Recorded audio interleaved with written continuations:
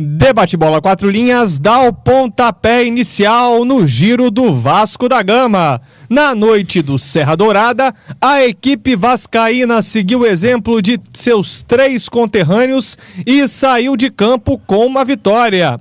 1-0 sobre o Atlético Goianiense. Gol marcado por Felipe por volta de 1 minuto do primeiro tempo. O gol mais rápido até o momento do Brasileirão de 2011.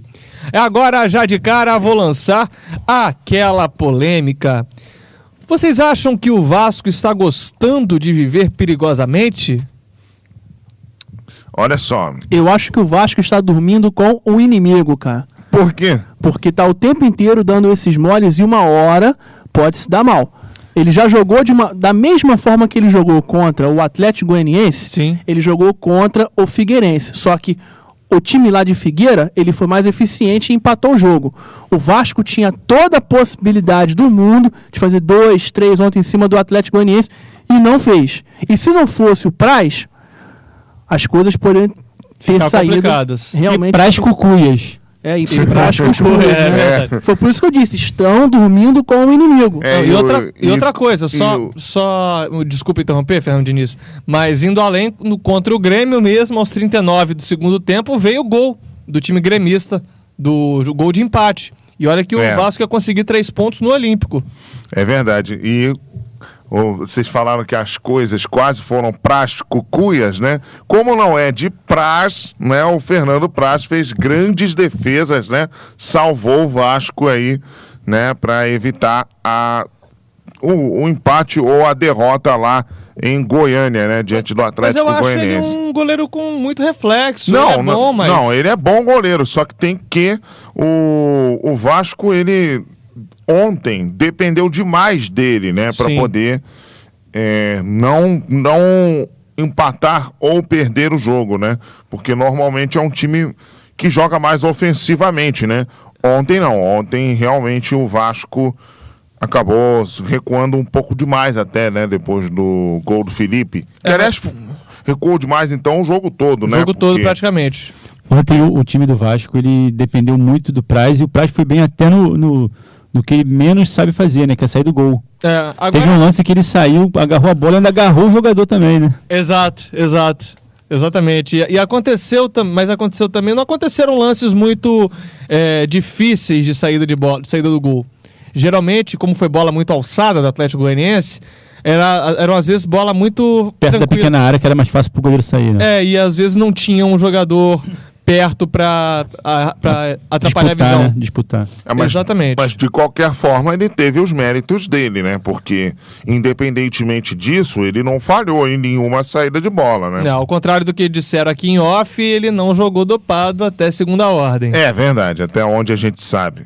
O primeiro tempo do Vasco teve também muita inteligência, né? O time abriu o placar e aí com a marcação adiantada, ele estava roubando bolas e encontrando novas chances. A maior delas, de novo, o Éder Luiz perdendo um gol que ele perdeu no mesmo estilo contra o Grêmio. Exatamente, chegou dentro da área, limpou o goleiro e perdeu o ângulo. Perdeu o ângulo, sim. Ele parece que ele dá um toque muito rápido, dá um toque muito forte na bola e a bola corre demais. Aí, quando ele chega na bola, a bola já está quase perto da linha de fundo. O problema do Éder Luiz, eu já falei isso aqui algumas vezes, né? É que em alguns jogos ele corre mais do que a bola, né? Foi o caso, ele deu um toque muito longo, né? Ele não teve a percepção, talvez, né? De que ele precisava dar um toque um pouco mais curto, né? Para driblar o goleiro e fazer o gol, né? Ele deu um toque muito longo, perdeu o ângulo e aí acabou perdendo um gol daqueles dignos de inacreditável futebol clube, né? Porque estava sem goleiro. Mas eu acho que também porque o zagueiro chegou também para tentar atrapalhar, eu acho que talvez um pouco. Mas você acha que o Éder tá muito afoito, Fernando Quaresma? Eu acho que ele tá bastante preocupado também com essa renovação dele com o Vasco. Eu acho que o Éder, ele tá... Porque realmente a gente vê que ele quer ficar no Vasco, que ele teve uma identificação com o Vasco muito grande. Teve um ano muito bom, né? E ele sabe que o Vasco também vai participar de uma competição internacional e se vencer vai jogar o Mundial Interclubes. Qual jogador que também não quer ficar? Lógico. E ele merece, porque ele é um grande jogador. Ao contrário do Benfica, né? O Benfica não vai participar. O Benfica talvez, não sei se ele vai participar da Liga dos Campeões ou não. Não sei também, não tô lembrando agora. Ele tá na pré-Liga dos Campeões. Então, pois é. Talvez vá participar de uma Liga dos Campeões. Na verdade, ele participa, mas ele participa da primeira fase. Então, coisa que os times campeões, os melhores colocados, participam já da fase de grupos. Pois é, mas o Benfica... Que é a pré-liga. O Benfica terá menos chances na Liga dos Campeões, teoricamente, do que o Vasco na Libertadores, né? Dependendo do projeto do Vasco, se for bem executado ou não, né? O Vasco, ele durante a partida, ele estava jogando demais pelos lados, mas vocês não acham que tem que ter uma outra alternativa para encontrar essas opções ofensivas no meio de campo também, para compensar um pouco, né? Que o Diego Souza, mais uma vez, muito bem marcado e que não atuou absolutamente nada, não jogou absolutamente nada. Vocês não acham que tem que achar uma outra alternativa no meio de campo? O Vasco tinha uma outra alternativa no meio campo. O autor do gol, Felipe. O Felipe estava jogando debilitado também, né? Uma semana ruim, começou com a lesão no pé. E prosseguiu, ele teve um problema intestinal durante a semana. Também onda de piriri, né? Também teve no Botafogo, passou pro São Januário também. É verdade. Times alvinegros, né? Alvinegros com piriri, né? Mas Agora, o Vasco tinha o Felipe, né? Diniz, só uma coisa também, né? Existe aquele piriri normal e o piriri mental, né? Opa! Porque tem técnico aí, meu amigo, que tem piriri mental. Qual seria o técnico? Tem vários. Se eu ficar aqui, eu vou ficar até amanhã. Rapaz. Mas o Felipe, mesmo assim, ele foi o jogador mais lúcido. Você falou em piriri mental, Fernando Quaresma. Você não acha que o Ricardo Gomes, ele correu esse risco? Ele demorou muito a mexer... Perdão. Ele demorou muito a mexer, tirar o Diego Souza e botar o Bernardo? Não, eu acho que ele foi bastante correto e ele vem fazendo um ótimo trabalho na equipe do Vasco. E eu acho também que ele é um técnico que eu admiro bastante, até tudo que ele vem fazendo pelo clube de São Januário, né? Ele pegou um Vasco completamente debilitado e esse mesmo Vasco foi campeão da Copa do Brasil. É verdade. Foi a final do estadual, né? Foi a final do segundo turno. Do segundo turno que acabou sendo final do estadual, né? Porque o Flamengo foi campeão direto. E depois ele foi campeão da Copa do Brasil. Realmente, o Ricardo Gomes pegou um Vasco muito mal das pernas, vindo de 4 derrotas seguidas, eliminado já direto do primeiro turno, né, sem ir para a semifinal, né, bem antes da última rodada do primeiro turno, e aos pouquinhos foi reconstruindo, né, com a chegada do Diego Souza, que foi importante para esse time, né. Ao contrário do que você disse. Ao contrário do que eu disse, né, porque o Diego Souza, muito por causa do próprio Ricardo Gomes, né? O Ricardo Gomes botou na cabeça dele que o Diego Souza precisava jogar bola e o Diego Souza tá jogando e jogando bem, e o Diego Souza tá parando de criar confusão, o que é bom, né? E também foi muito bom, mas muito bom mesmo pro Vasco a saída do Carlos Alberto, fundamental isso. Entendeu? Então, realmente, o Ricardo Gomes está fazendo um trabalho bem legal lá. Tá certo, ele está fazendo um bom trabalho, mas vocês acham que ele, às vezes, atrapalha isso? Ele demorar para botar o Bernardo, que é um jogador mais veloz, ainda mais um jogo que o Éder Luiz estava jogando praticamente sozinho, era o único jogador com velocidade? O que você acha, Bruno Ávila? Eu acho que o Bernardo, ele tem mostrado um futebol merecedor já de começar o jogo, mas se o técnico mantém ele no banco, tem que pelo menos dar uma oportunidade dele começar o segundo tempo. Não deixar o menino lá dentro, no banco de reserva, vendo o primeiro tempo, vendo boa parte do segundo tempo, para botar ele já no fim da partida. Ele entrou aos 17 minutos do final. O problema é o seguinte, né? Agora com a chegada do Juninho, o Bernardo não vai ter lugar no time, né? Ele vai perder mais espaço ainda. Vai, porque para mim quem vai perder espaço vai ser o Diego Souza, né? Diego Souza vai esquentar banquinho. Não acho, não. Eu acho. A princípio vão botar o Juninho revezando com o Felipe. A princípio, mas depois o Juninho vai jogar junto com o Felipe. Bom, tem futebol para isso. Tem muito mais futebol do que o Diego Souza. Eu não manteria Felipe e Juninho no mesmo time só por causa da idade. Também. Porque pela qualidade, se for contra só a qualidade e sem fator idade, os dois são titulares. Pois é. Agora, do lado do Atlético Goianiense, destaque pro Bida. Bom jogador esse, tava sempre perigoso. Ele sempre mostrou esse futebol no Vitória. É verdade. Teve uma má fase quando foi pro Santos, mas quando ele voltou pro Vitória agora, ele não jogou bem, e no Atlético Goianiense voltou à velha fase dele. Sempre foi bom meio campo ele. É verdade. E destoou do time do Paulo César Guzmão, que teve pressão constante, mas toda hora muita bola alçada. Foram 36. Esse que é o problema, né? Mostrando aí uma certa falta de qualidade, né? Do time do Atlético Goianiense, né? E ainda teve o Pituca, né? O Pituca foi bem no jogo, né? Foi. Teve uma qualidade, assim, ele não foi aquele desastre que a gente sempre faz piada, né? É verdade. Pituca, grande Pituca. Mas tanto que nessas bolas alçadas, numa delas, só numa delas que o Agenor conseguiu cabecear uma bola no travessão. Nas outras, o Praz estava seguro, estava defendendo bem, né? Inclusive, essa bola no travessão, se ela vai no gol, sem chance do Praz, porque a bola estava, bem dizer, no ângulo. Lá onde a coruja dorme. Exatamente, ele só pôde olhar para a bola no momento da cabeçada. Pôde assoprar, né, para ver se tirava ela do gol, né? Vem cá, o Quaresma, você acha que essas bolas alçadas foram incompetência constante na troca de passes, ou foi mérito do poder defensivo do Vasco? Elogiaram muito a defesa do Vasco nessa partida. Olha, o Vasco realmente ele tem uma defesa muito sólida. Agora, o ataque do Vasco também, ele vem aí calando a boca de muitos críticos, porque no início do ano falaram bastante mal do Alexandro. Sim, e eu gosto dele. Eu acho que ele realmente é um jogador diferenciado dentro do Vasco. Concordo. Ele tem faro de gol e ele chama a marcação. Agora, isso é importante. Agora, o Vasco também está assim por dois motivos. Primeiro, o Ricardo Gomes, que trouxe aquela paz que o Vasco estava esperando. Segundo, o Felipe chamou para si a responsabilidade. Todos os gols do Vasco, 90% saem dos pés do Felipe.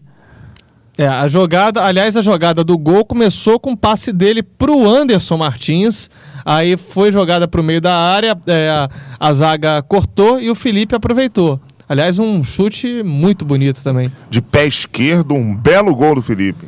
Desde o Carioca que eu vi falando que o Felipe está mostrando o futebol dele, mostrando porque ele não pode sair do time do Vasco. E tá aí, manteve o futebol e vai levar o Vasco junto com ele para a parte de cima da tabela. O Quaresma disse para mim em off também que o Fernando Praz ele tem o mesmo estilo do Ricardo Berna.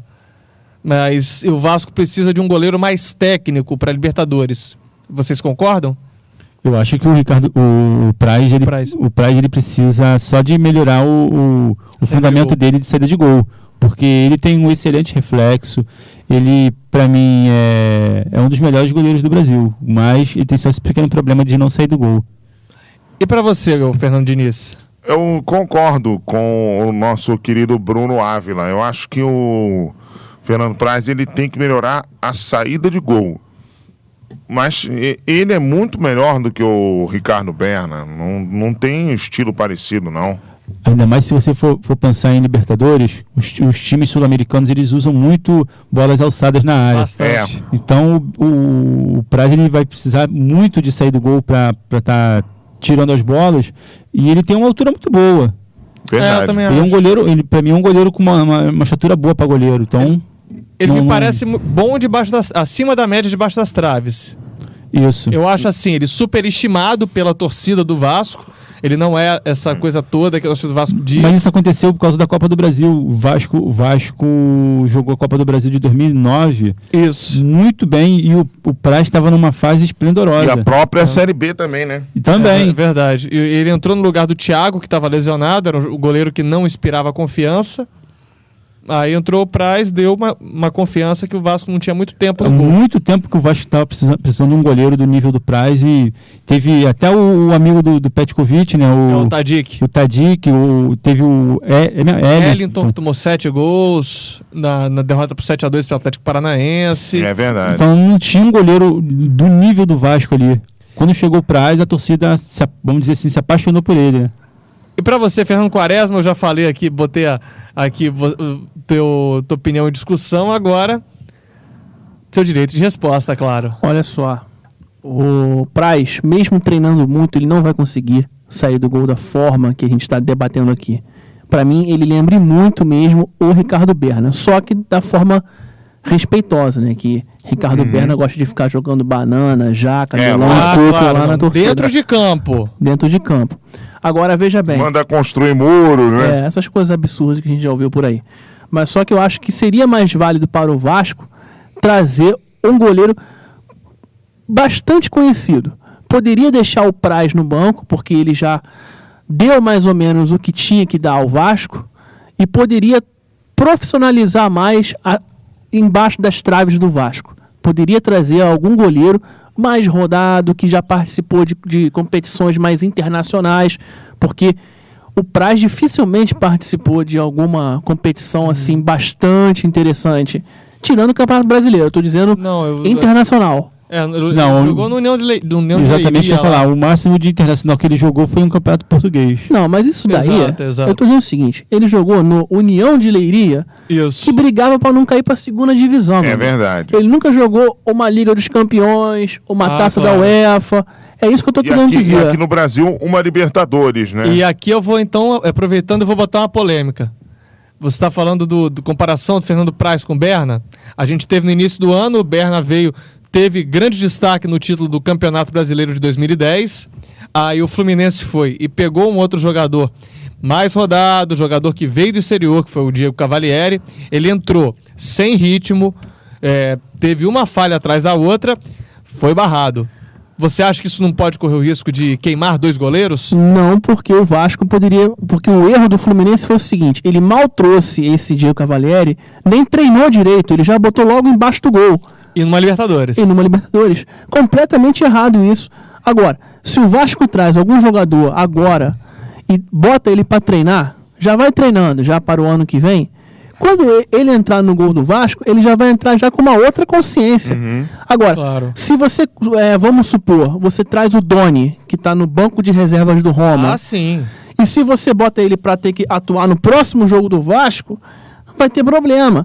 Agora, se você prepara o Doni... Vai ter problema, primeiro que o Doni é péssimo goleiro, né? Eu tô dando um exemplo do Doni. Eu não tô aqui avaliando se o Doni é bom ou ruim, até porque o Doni consegue ser pior que o Ellerson, que agarrava no gol do Fluminense. Agora, voltando, se você faz isso, o Doni já teria um outro tipo de comportamento. Lógico. Como o Diego Cavalieri está tendo, que é um bom goleiro e está fechando o gol, cara. Agora, o Quaresma, você sugeriu, de repente, do Vasco profissionalizar o gol. Você teria algum goleiro assim que você pudesse sugerir a eles? O Gomes, que está no Tottenham. Mesmo? O Elton? Ou o Elton também, que está no Porto. O Elton seria... Não, mas o Gomes vem falhando e vem a imprensa e a torcida em cima, ele treme. Mas ele é um bom goleiro. Sim. Ele é um bom goleiro. Ele tem qualidade. Eu gosto do Gomes, eu gosto também do Elton também. O Elton seria... Ele já falou que, inclusive, queria voltar pro Vasco, não é? E o Elton tem uma identificação muito grande com a torcida do Vasco, né? E o Elton era muito rápido em saída de bola e também defendia, ele pulava em qualquer lugar, hein? Agora, quem está falando de goleiro, só perguntar, vocês sabem por onde anda o goleiro que jogou no Vasco, Wellington? Ele tá no Olympique, estava no Olympique de Marseille. Quando que você imaginar que ele ia jogar no Olympique de Marseille, ia ser ídolo da torcida e disputado por outros times na Europa? Vai entender, torcida vascaína aí. Se o Bill consegue ser artilheiro, cara. Mas artilheiro aonde? Campeonato Paranaense. Pô, é outro nível, né? Não, tudo bem, mas não conseguiu. Quarta-feira, em São Januário, Vasco e Cruzeiro se enfrentam às 7h30 da noite. O que esperar? Olha, esperar um grande jogo, um jogo emocionante. né? Até porque o Cruzeiro vem aí numa certa recuperação, né? Agora que trocou de treinador, agora é o Joel. Motivou, né? Motivou. E olha, não sei não, hein? O Vasco que se cuide, porque o Cruzeiro vem com tudo aí. Você também espera um jogo difícil, Quaresma? Um jogo duro, mas o Vasco também ele vai conseguir se sobressair em cima do Cruzeiro, apesar que eu acho que Papai Joel vai vir todo retrancado para cima do Vasco. Mas esse recuo excessivo também da parte do Ricardo Gomes tem que tomar cuidado para não acontecer de novo. Eu no caso acho que o jogo do Vasco e Cruzeiro vai ser bem truncado. Os dois times vão se respeitar, vão estudar um ao outro mais do que deveriam, entendeu? E o Vasco vai ter que batalhar para poder ganhar do Cruzeiro, porque é outro nível, né? Uma coisa é jogar com o Atlético Goianiense, a outra é jogar contra o Cruzeiro. É verdade. A caravela do Quatro Linhas, com o giro do Vasco da Gama, vai chegando ao fim. Mas ainda há tempo para o recado final de nossos comentaristas para os vascaínos. Bruno Ávila. Meu recado final vai para o Ricardo Gomes, né? Para ele avaliar e botar o Bernardo pelo menos na virada do primeiro para o segundo tempo, porque o Juninho está vindo aí, o time do Vasco vai ter algumas modificações no meio campo e do jeito que está indo, o Bernardo daqui a pouco vai ter que ir embora, porque ele não vai ter vaga. E aí realmente o Juninho tá vindo só para jogar 6 meses. Isso. Vai dispensar o Bernardo, que é garoto. Vai ser uma coisa a ser pensada pelo Ricardo Gomes. Coloca o Diego Souza no banco. Mas se ele bota o Diego Souza no banco. Que é o camisa 10. Exatamente. E essa 10 passa a ser o Bernardo. Mas aí o Juninho? Juninho joga como segundo volante. Ele mesmo já disse que ele queria ser segundo volante. Bem, é uma coisa a ser pensada pelo Ricardo Gomes. Se ele tiver gás para isso... não é muito fácil não, mas tudo bem, se ele quer. Fernando Quaresma, seu recado final para os torcedores do Vasco. E o meu recado final vai ficar por conta realmente do Éder Luiz e do Alexandro, que vão infernizar a zaga do Cruzeiro, que não é isso tudo não. Olha a previsão aí de Fernando Quaresma. A gente vai saber no próximo programa, quinta-feira, se realmente infernizou ou não. Fernando Diniz, seu recado final. Bom, meu recado final vai aí para a diretoria do Vasco, que tem que apressar aí as renovações do Felipe Bastos e do Éder Luiz. E também do Eduardo Costa, né? Porque são 3 jogadores importantíssimos. E também eu quero mandar um outro recadinho final, agradecer aí a Rádio Manchete, que recebeu a mim e ao Flávio de Sá ontem, né? Pro programa Arquibancada Manchete. Foi muito legal o programa. Agradecer a produção, né? Ao locutor que apresentou o programa, que eu agora não tô com o nome dele aqui. Enfim, mas eu queria agradecer aí ao pessoal da Rádio Manchete, 760 AM. O Quatro Linhas chegando nas ondas AM. É verdade. O meu recado final traz um conselho para o time vascaíno. Olha, é ótimo dar moral pro elenco, dizer que este é o Vasco que ganhou a Copa do Brasil. Mas acho que não é muito bom seguir à risca essa característica e ficar só ganhando 3 pontos jogando fora de casa. Tem que ganhar 3 pontos em casa também, hein? O Debate Bola 4 Linhas tem o apoio da Faculdade Unicarioca. Unidades Rio Comprido, Jacarepaguá, Meier, Bento Ribeiro, Centro e o projeto de 3 Rios. Unicarioca, formação de verdade. Acesse o blog 4 Linhas, www.radio4linhas.blogspot.com. O 4 é por extenso, www.radio4linhas.blogspot.com. 4 Linhas, a comunicação está no ar.